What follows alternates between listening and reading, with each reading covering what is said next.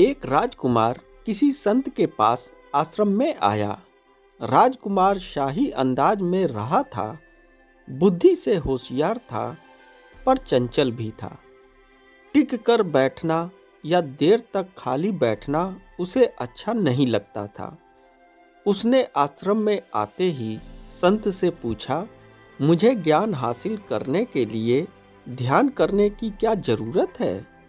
मैं पढ़ सकता हूँ, प्रार्थना कर सकता हूँ, जाप कर सकता हूँ, मैं विषयों पर ढंग से सोच सकता हूँ, फिर यह फिजूल ही दिमाग को खाली करने और शांत करने जैसी बातें क्यों की जाती हैं? संत मुस्कुराए और राजकुमार को खुले प्रांगण में ले गए।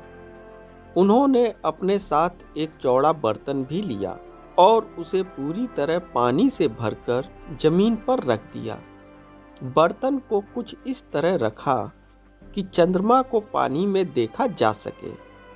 अब संत ने पानी में अपनी उंगली चलाई और राजकुमार से पूछा कि तुम क्या देख पा रहे हो? राजकुमार ने कहा, रोशनी की कई लहरें दिख रही हैं। संत ने कहा कि अब थोड़ी देर प्रतीक्षा करो। संत और राजकुमार दोनों पानी के शांत होने का इंतजार करने लगे। थोड़ी देर बाद संत ने पूछा, अब तुम क्या देख पा रहे हो? राजकुमार ने कहा, मुझे चांद दिखाई दे रहा है।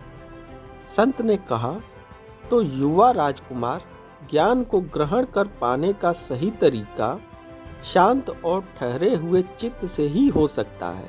शांत होने के बाद ही चीजें वैसी दिख पाती हैं जैसी वे हैं।